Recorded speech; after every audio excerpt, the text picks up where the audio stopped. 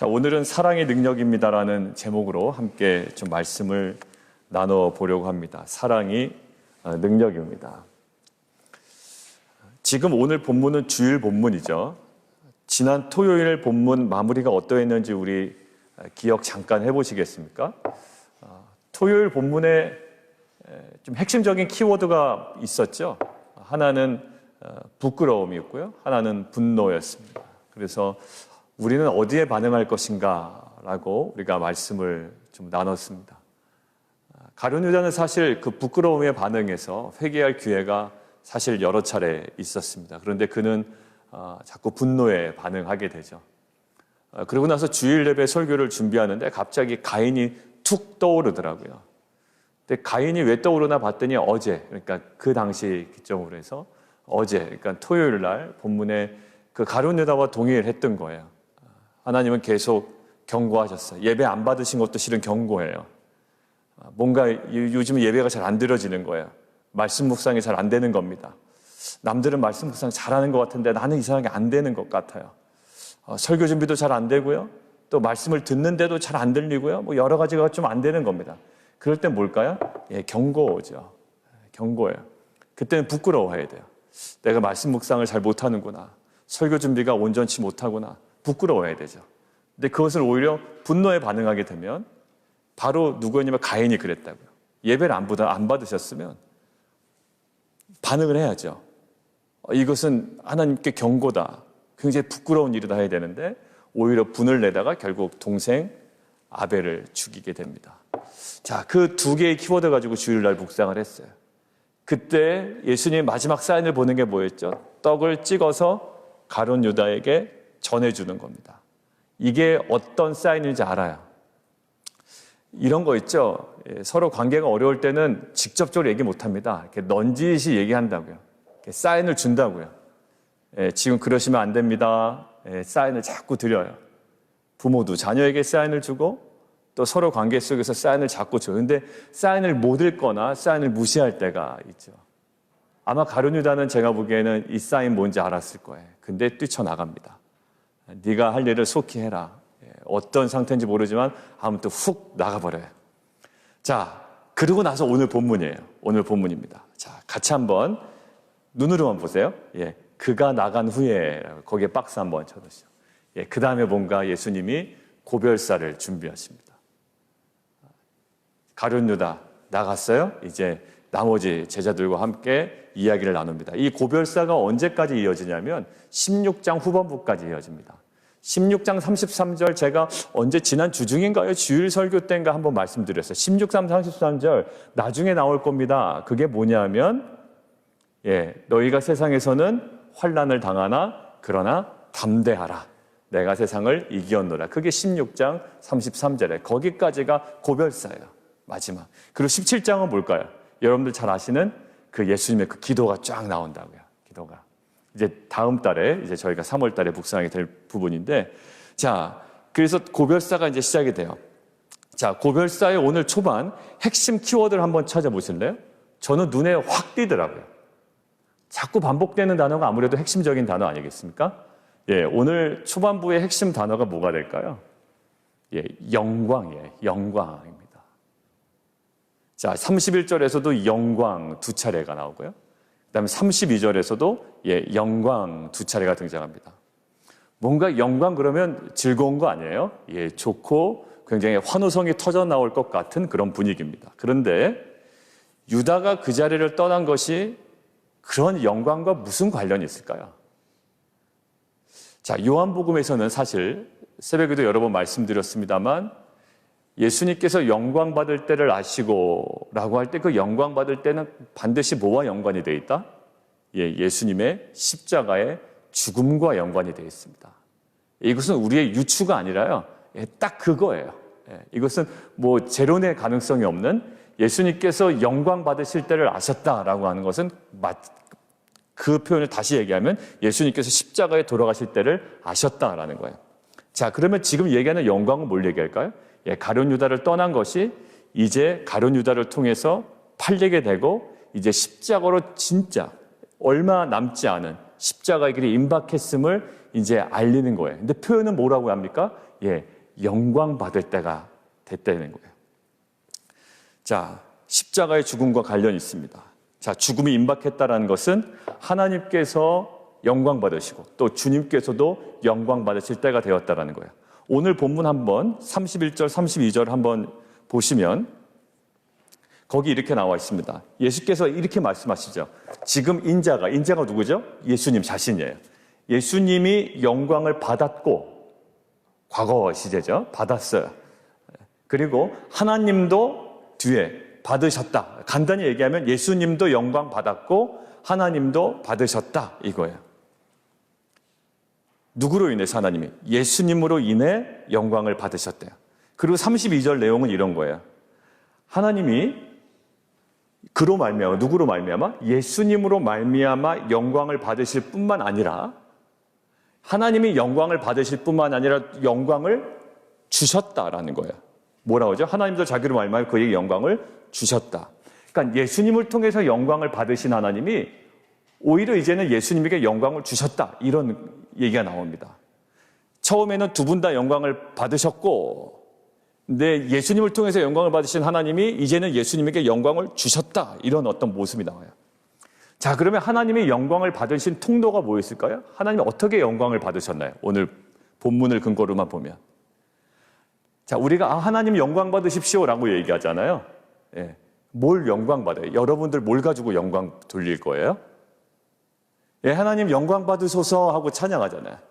뭐 이렇게 두 팔 벌리면 영광이 받아지는 겁니까? 물론 이게 하나의 표현일 수가 있죠. 근데 너무 추상적이잖아요.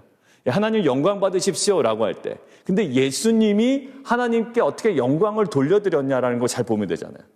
그러니까 하나님 영광을 분명 받으셨대요. 근데 누구를 통해서? 예수님 통해서 받으셨다는 거예요. 그러면 예수님을 통해서 어떤 방식으로 하나님께서 영광을 받으셨는가? 이거를 봐야 돼요. 결국 뭘까요? 예수님의 십자가의 죽으심으로 하나님이 영광을 받으셔요. 그러니까 결국 예수님의 순종으로 영광을 받으십니다. 하나님이 영광 받으시는 방식, 누구의 순종으로? 예수님의 순종으로 영광을 받으신단 말이에요. 그러니까 여러분들이 하나님 영광 받으십시오라고 하는데 여러분들이 하나도 말을 안 들어. 말씀 묵상도 안 하고 묵상에서 발견되는데 부끄러움보다는 분노를 딱 붙잡고서 그냥 대들고 말이죠. 그렇다면 이게 영광 돌려지려는 만무하다. 예수님이 하나님 영광 받으십시오라고 십자가를 만약에 거부했다고 우리가 가정해 보세요. 다른 것들은 다 해. 다른 것들은 다 합니다. 가서 설교도 하고요. 가르치기도 하고 병자도 낫게 해. 근데 마지막 순간 그 십자가를 안 져. 그 순종을 안 해. 그러면 하나님께서 어떻게 뭘 못 받으신다? 영광을 못 받으신다. 그러니까 하나님이 영광 받으시는 방식은 누구의 순종으로? 예수의 순종으로 영광을 받으시더라는 얘기예요. 그게 뭘까요? 순종의 끝이 뭐였나요? 십자가의 죽음이었어요. 그러니까 예수의 죽음, 예수의 순종으로 영광을 받으시고요. 그리고 그렇게 순종한 예수에게 영광을 주시더란 말이에요. 그게 뭘까요? 죽은 예수를 누가 살리셨다? 하나님이 살리셨다라는 거예요. 기가 막힌 조합이죠. 예수님의 순종과 예수님의 죽음으로 철저하게 하나님께 영광을 돌립니다. 예수는요. 그리고 그렇게 영광 받으신 하나님은 다시금 영광을 그에게 허락하신단 말이에요. 오늘 본문에 의하면 어떻게? 죽인 예수, 그러니까 죽은 예수, 순종한 예수에게 부활의 영광을 허락하시죠. 참 어떻게 보면 우리 안에 막연했던 하나님 영광 받으소서라는 것이 무엇인지가 오늘 명확해지는 거예요. 사랑하는 성도 여러분, 우리는 하나님 영광 받으시기를 원합니다라고 얘기합니다. 근데 여러분들이 어떠한 모습을 가지고 영광 받으실까요? 그게 오늘 키워드예요. 자, 오늘 그 키워드를 어디서 볼 거냐면 35절입니다. 35절이에요. 같이 한번 읽어볼까요? 시작. 너희가 서로 살아가면 이로써 모든 사람이 너희가 내 제자인 줄 알리라. 너희가 서로 사랑하면 모든 사람이 너희가 내 제자인 줄 알리라. 모든 사람이 저 사람이 예수의 제자인 줄 알리라. 그럼 누가 영광 받으시는 걸까요? 예수님이 영광 받으시고 하나님이 영광 받으시는 거예요. 자, 이 키워드가 내일 큐티 본문과 연관돼요. 내일 큐티 본문과. 여러분 간단히만 얘기하면 이게 왜 영광 받으실 만한 일인가라고 하는 거예요. 오늘 본문에 제가 핵심적인 거 말씀드렸죠. 오늘 본문은 끝이 아닙니다. 오늘 새벽 본문. 뭐가 주석이라고요? 내일 본문이 오늘 본문에 대한 주석입니다. 설명입니다. 추가 부연적인 내용입니다. 라고 했어요. 해석입니다. 라고 말씀드렸어요. 근데 오늘 본문이 뭐죠? 너희 내 안에 거해. 나도 너희 안에 거할게. 이거예요. 그런데 그럼 너무 추상적이잖아요. 예수님이 보이질 않아. 지금은. 근데 우리가 어떻게 예수님이 어디 안에 거하나? 근데 내가 너희 안에 거하는 것을 뭐라고 표현하냐면 오늘 본문에서는 내 말이 너희 안에 거한다로 바꿔놓으시죠. 자, 그래도 여전히 우리가 예수님 안에 거한다라는 것을 되게 좀 추상적이야. 그래, 예수님이 우리 안에 거한다는 건 말을 마지막에 바꿔놓으셨단 말이에요. 내 말이 너희 안에 거하면 예수님 말씀이 우리 안에 거하는구나. 그거 가지고 우리가 오늘 아침에 조금 끝부분에 묵상했고요. 그럼 내가 예수님 안에 거한다는 건 어떤 의미인가? 그게 내일 본문에 설명이 돼요. 너희가 내 안에 거하라라는 설명을 내일 본문에 뭐라고 나와 있냐면 너희는 내 사랑 안에 거하라라고 되어 있어요. 내가 예수님 안에 거하는 게 예수님의 사랑 안에 거하는 거구나라는 거야. 근데 사랑 안에 거하는 게 너무 추상적이에요. 예수님 사랑이 여기 있나요? 저기 있나요? 어디 가서 거해야 돼요? 어디 가서 앉아 있어야 되는 거예요. 그런데 성경은 정확하게 설명되어 있습니다. 사랑 안에 거하라 이게 뭐냐면 내가 아버지의 계명을 지켜 아버지의 사랑 안에 거한 것처럼 너희도 나의 사랑 안에 거하라. 그러면 어떻게 해? 예수님이 하나님의 계명을 지켜 순종하여 하나님의 사랑 안에 거한 것처럼 우리도 어떻게 된다? 그 계명을 지켜 순종함으로 그게 뭐다? 그게 사랑 안에 거하는 거래요. 그럼 계명이 뭐예요? 라고 봤더니 내일 본문에 뭐가 툭 나오냐면 서로 사랑하라. 여러분 오늘 본문이 여기 나와요. 그래서 신학자들이 오늘 본문과 지금 내일 묵상할 본문이 떨어져 있잖아요. 이건 주일 본문 아닙니까? 그리고 내일 본문은 금요일이죠. 금요일 본문 지금 이렇게 뚝 떨어져 있잖아요. 이거를 애써 이렇게 붙이려고 그러는 거예요. 이게 편집자가 실수한 거다. 왜냐면 서로 사랑하라 여기 뚝 떨어져 있고 여기도 뚝 떨어져 있잖아요. 애써 붙이려고 하는데 그럴 필요가 없는 거예요. 그럴 필요가 없는 거예요.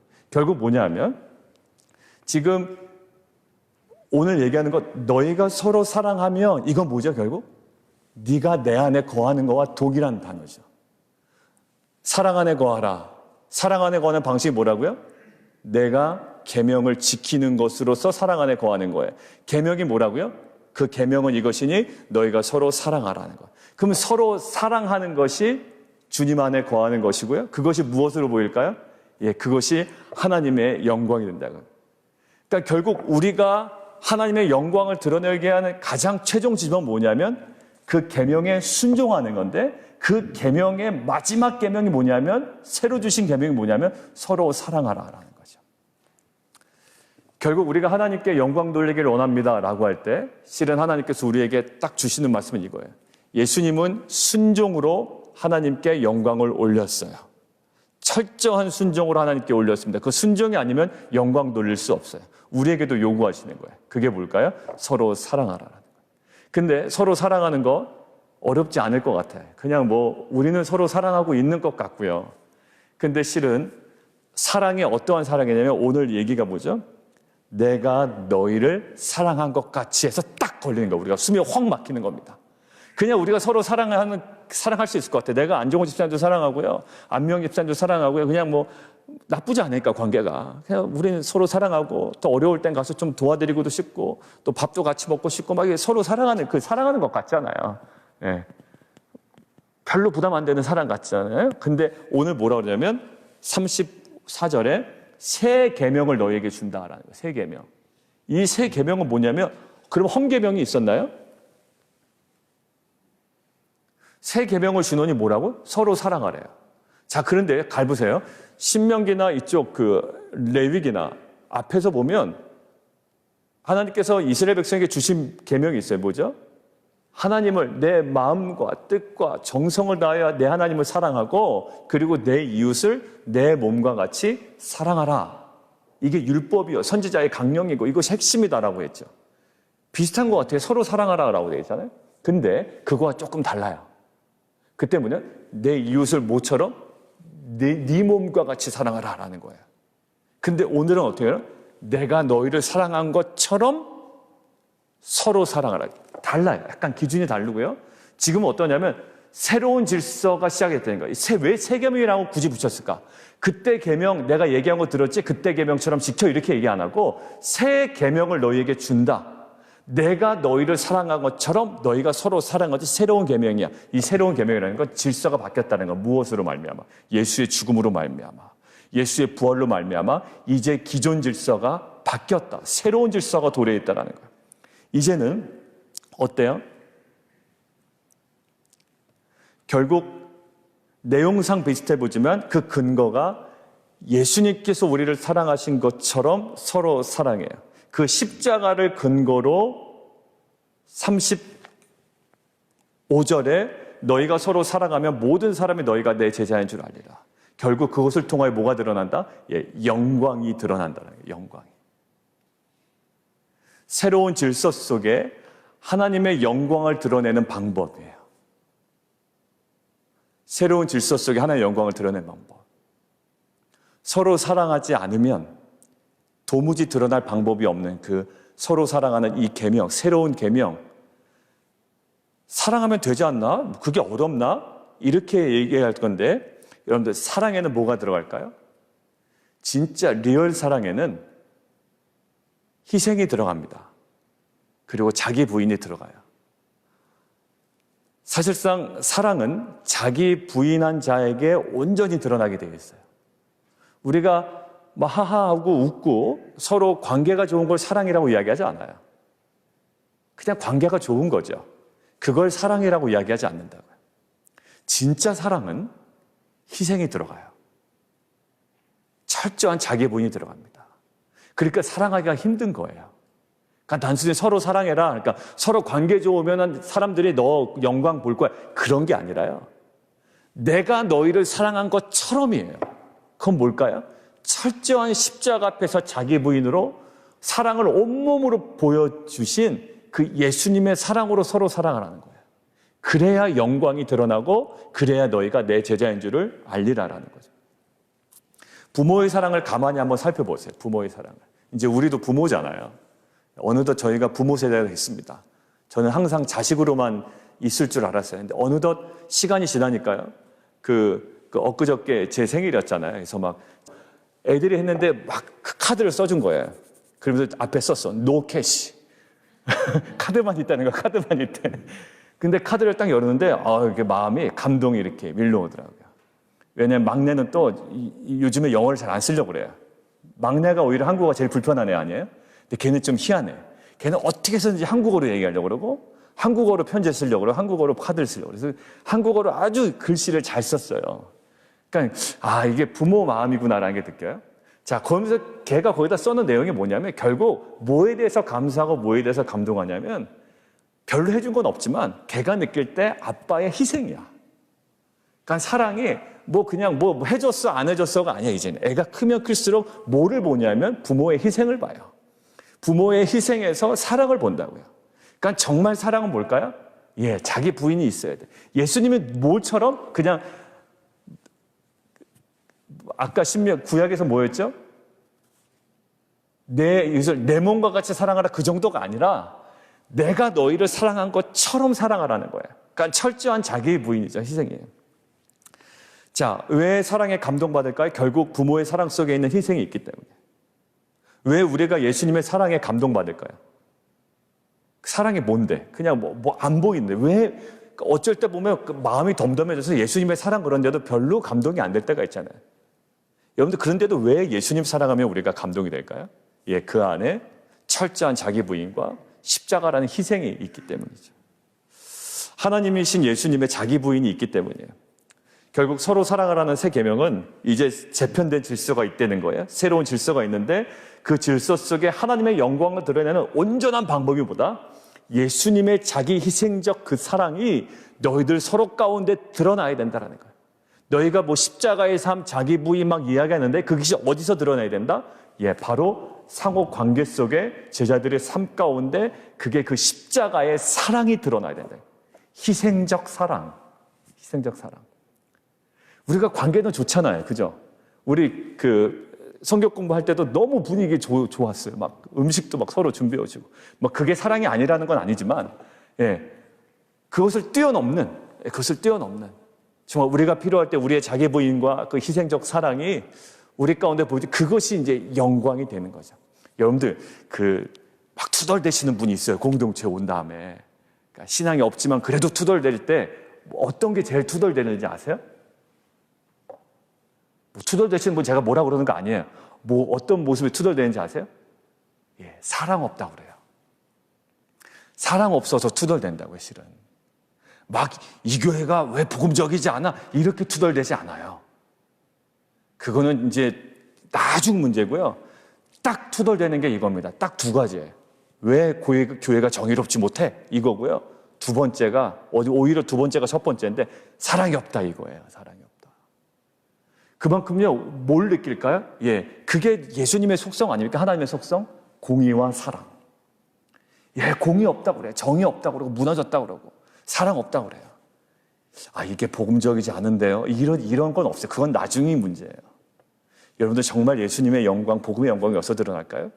우리는 막 우리의 신학이 좋다고 그러지만 그들은 신학 얘기하지 않아요.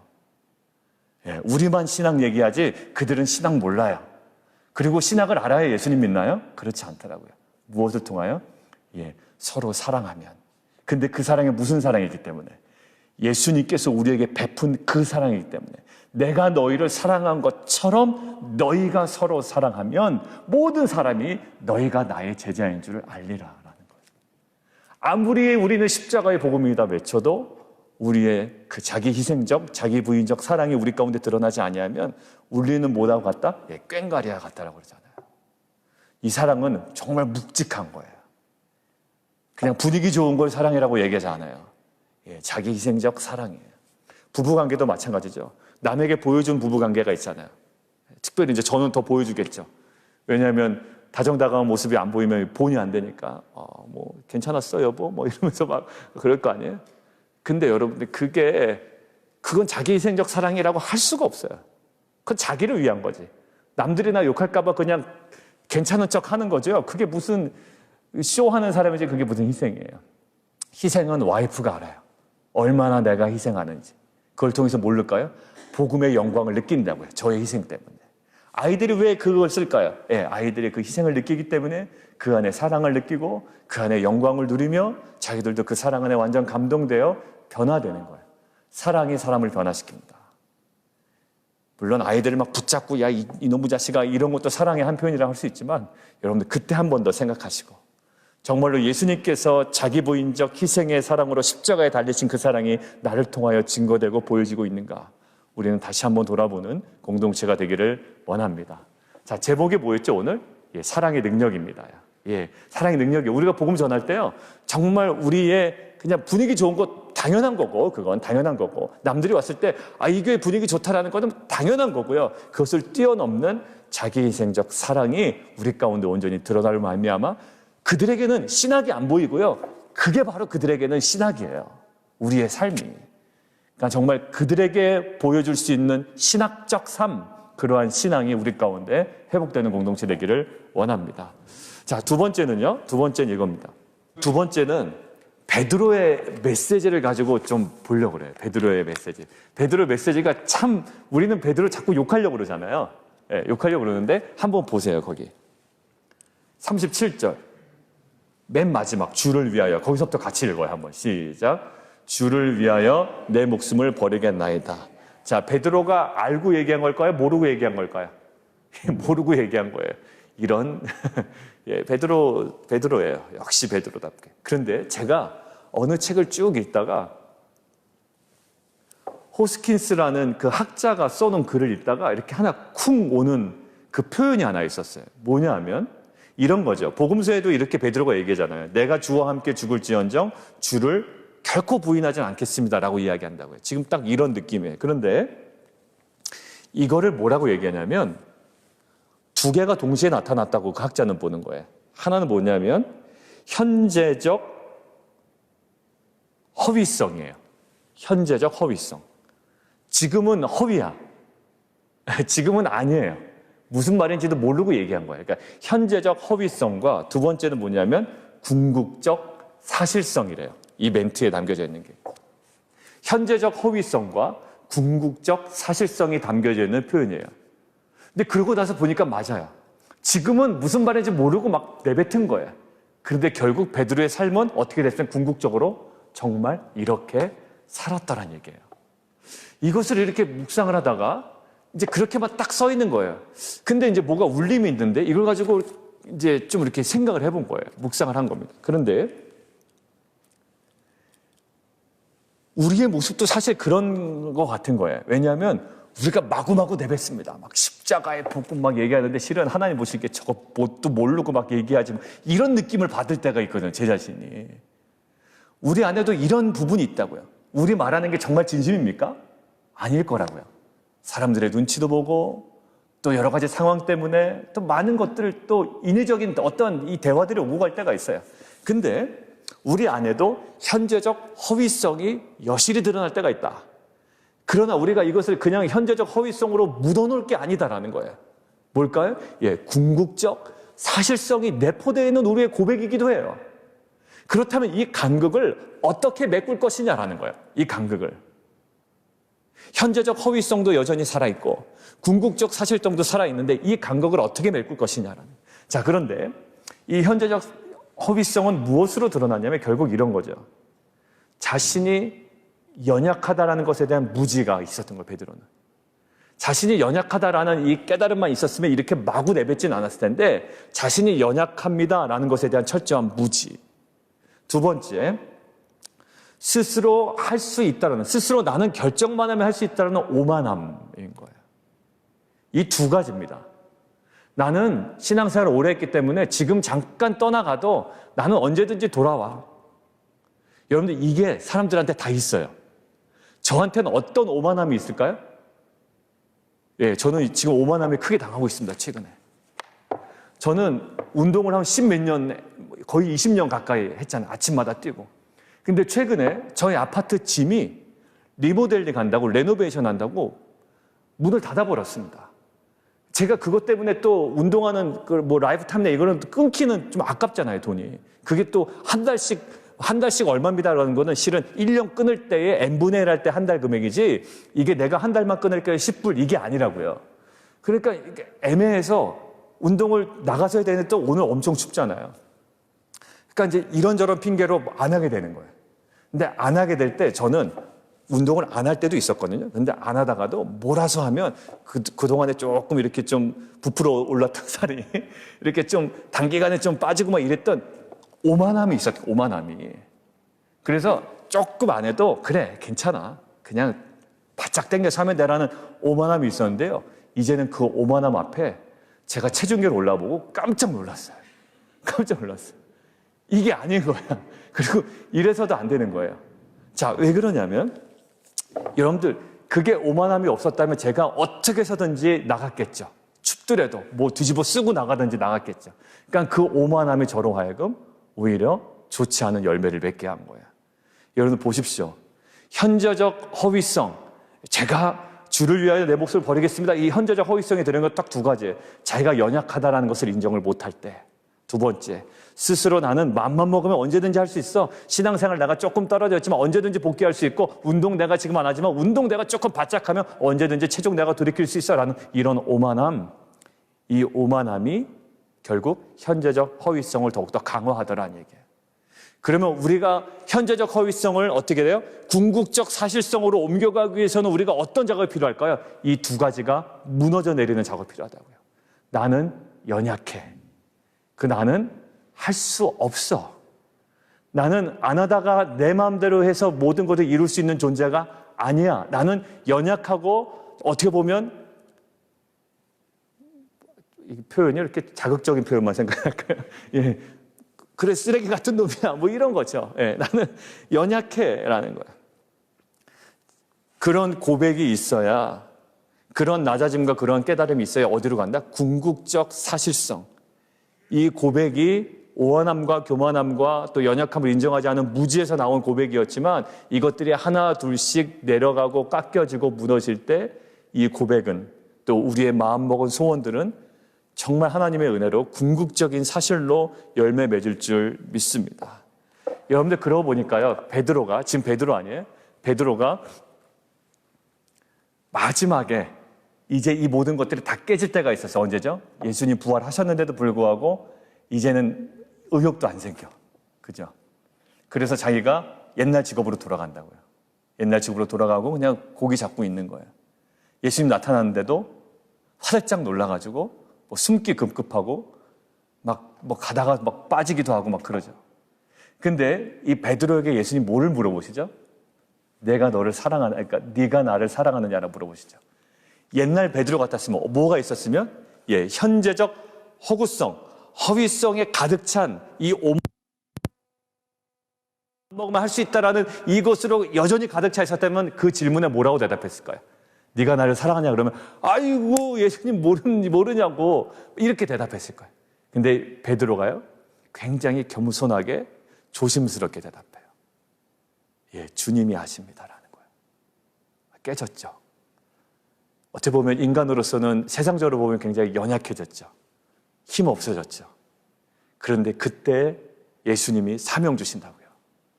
그렇게 어떻게 보면 세상적으로는 굉장히 약해지고 정말 후들후들 떨리고 주 앞에 제대로 얼굴조차 들 수 없을 자신은 어떻게 보면 난 연약함이 없어라는 것보다 저는 연약함 투성입니다. 저는 오만함 투성이었습니다라고 고백하는 이 베드로에게 또 다른 훈련을 시키시는 것이 아니라 그래 됐다. 이제 내 양을 쳐라라는 거예요. 뭐가 확인이 되니? 정말 그 사랑이 확인이 되니? 오만함과 교만함과 이 모든 자기가 뭐든지 할 수 있다라는 이 영적인 무지가 다 벗어나고 나서 뭐가 고백이 되니? 진정한 사랑이 고백이 되니 다 됐다라는 거야. 이제 네가 내 양을 치라는 거죠. 네가 젊어서 네 마음대로 갔지만 이제는 네가 그렇게 하지 못할 거야. 근데 그것들을 받아들이고 베드로는 끝까지 그 길로 가고 예수님이 십자가에 그냥 달려 돌아가셨는데 어떻게 자기가 똑같이 죽겠냐 싶어서 자기는 십자가에 거꾸로 매달려서 죽었다라는 전승이 이어져 오고 있죠. 여러분들 뭐가 능력입니까? 첫 번째 사랑이었어요. 두 번째요.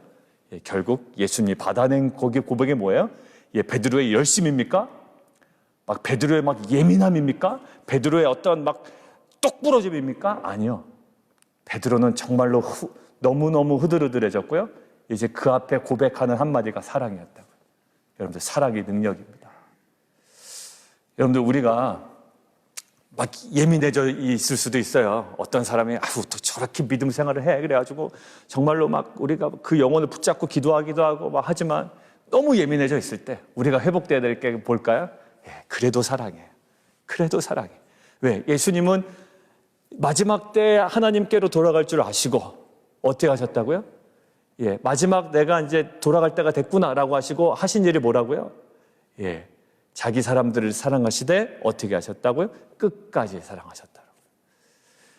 정말 우리 공동체가 거룩한 증인의 삶으로 막 야물딱지게도 살아야 되겠지만 정말 우리 안에 정말 주님께서 내가 너희를 사랑한 것처럼 너희가 서로 사랑하면 모든 세상에 너희가 내 제자인 줄 알리라.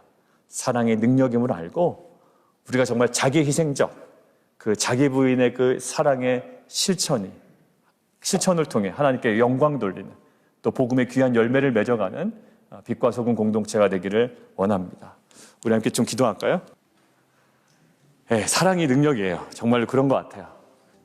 그런 것 같아요. 저도 부모님의 그 희생적 사랑을 바라볼 때 그때 이제 제가 많이 변했던 것 같아요. 여러분들도 동일하게 경험해 보셨을 거예요.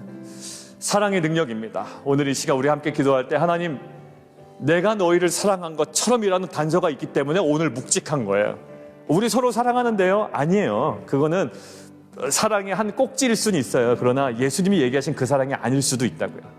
그러니까 우리가 얘기한 것 하나님 그 사랑이 이제는 재편된 질서 속에 새로운 질서 속에 하나님께 온전히 영광 돌리시는 그 방법 그 사랑이 우리 공동체 가운데 회복되게 해주십시오. 그리고 베드로가 내뱉은 말이 있죠. 현재적 허구성이에요.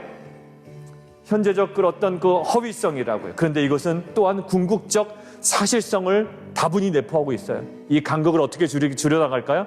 사랑이에요. 막 예민함도 없고 똑부러짐도 아니에요. 사랑이라고요. 자신의 연약함을 고백하고 자신의 오만함을 내려놓고 다 깨어지고 정말 부들부들해진 상태에서 드려지는 그 고백 그것을 통하여 이 궁극적 이 사실로 우리 가운데 열매 맺을 줄 믿습니다. 하나님, 우리가 더욱더 사랑하기를 원합니다. 그리고 우리가 먼저 그 사랑을 날마다 경험하는 공동체, 또한 그렇게 살아내는 공동체 되게 도와주십시오. 우리 함께 기도하며 나가도록 하겠습니다. 살아계신 하나님 아버지, 감사합니다.